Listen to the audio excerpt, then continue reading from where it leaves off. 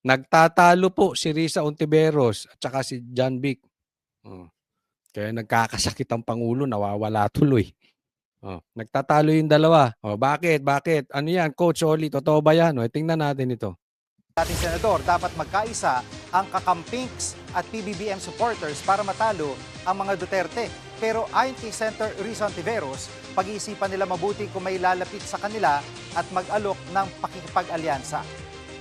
Yung iba pong mga tanong ay siguro kung ilalapit sa amin ay pag-iisipan at pag-uusapan, magkakaisahin din at a later stage. Pero first things first muna, pagkakaisa at sama-samang desisyon. Yun na naman.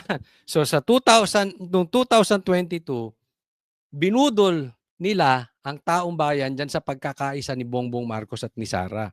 Nilaglag din naman ni Bongbong si Sara, tapos si Bongbong nagnakaw. Tapos pinakidnap yung tatay ni Sara na si PRRD. Ngayon bubuo na naman sila ng pagkakaisa. At ito si Risa ay nag-a-apply.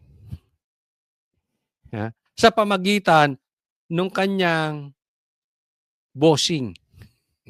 Sa pamagitan ng kanyang agent na si Trillanes. Nag-a-apply para maging standard bearer ng admin. Pero wag nating kakalimutan. Ito. Alam natin. Si John Vic nagpahaging na. Handa rin daw siyang tumakbo bilang presidente. Hindi yan verbatim pero ganoon ang ibig niyang sabihin. So nagtatalo na yan dalawa. Aminin man nilang hindi.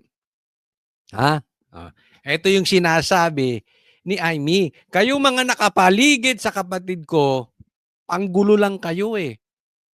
Nag-a-apply na to. Sino ang kakargahin ng admin? Definitely kukuha ng isa sa pula at sa dilaw para labanan si Sara. Pero sino? 'Di ba? Lumulutang yung pangalang Torre. 'Di ba? Lumulutang yung John Vic, yung Risa, yung Lenny.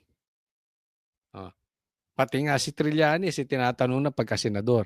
Pero hindi, ang pinagtatalunan dyan yung sinong kakargahin magpe-presidente para tumunggali kay Sara. Pati nga si kinukonsider nila. Kita mo, epal ng epal. Ito si Erwin.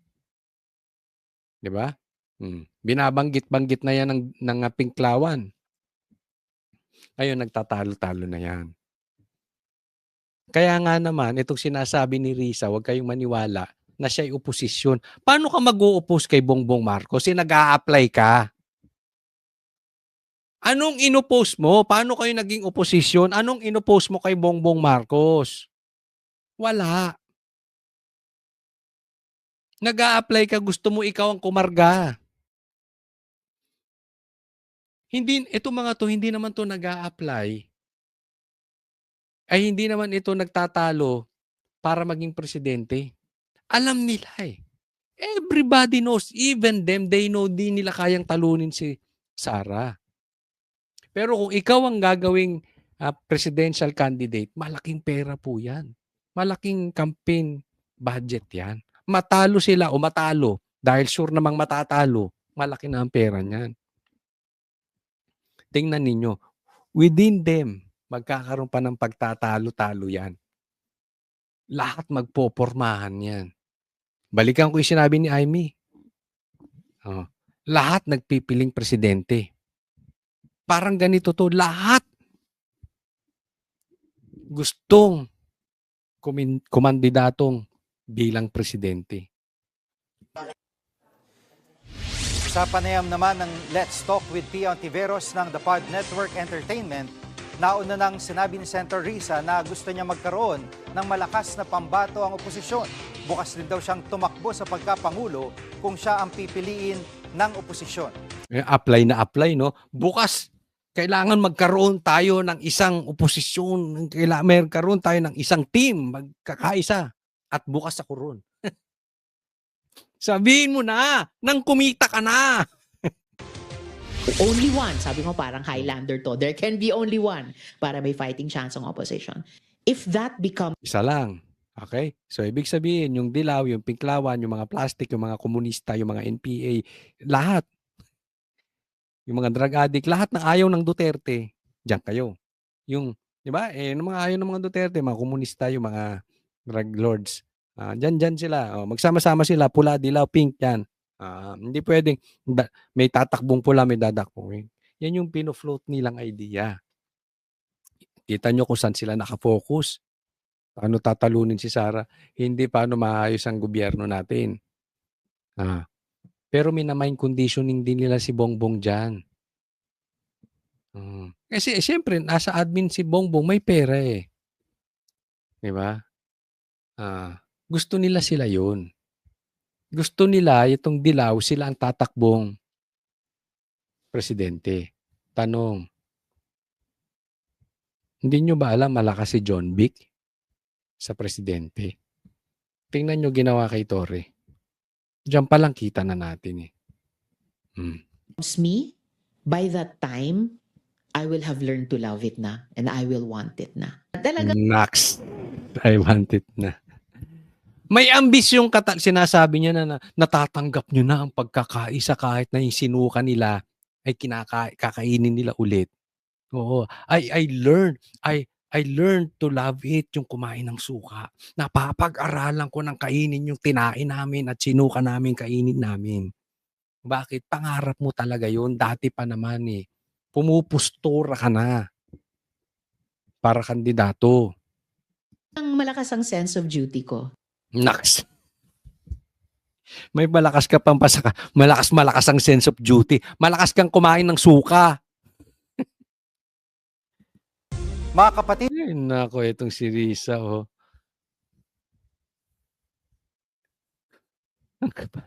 Ang kapal ng mukha nito si Risa. Wala naman siyang kapag-asa.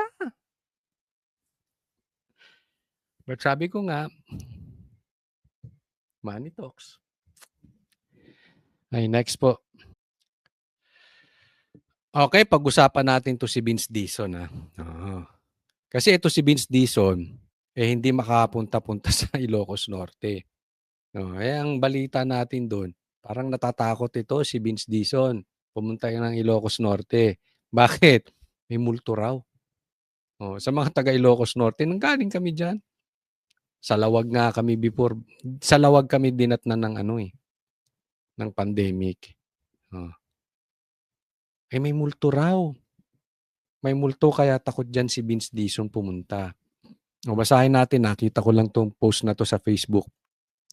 May we remind you that we have a province named Ilocos Norte. Go there. Punta ka ron, Vince Dizon. Lahat ng mga probinsya, inimbestigaan mo na. Pero Ilocos Norte, bakit natatakot ka? Totoo ba yung balita? Kaya katakot pumunta ng Ilocos Norte, maraming multo. Takot sa multo to si Vince Dizon. Vince Dizon, visa-free ang pagpunta sa Ilocos Norte. Huwag kang matakot sa multo. Sabi niya ni Orlando De Leon, retired general. Retired brigadier general. Takot sa multo. Kalalaki mong tao. Pero balita ko talaga maraming multo dyan sa Ilocos Norte.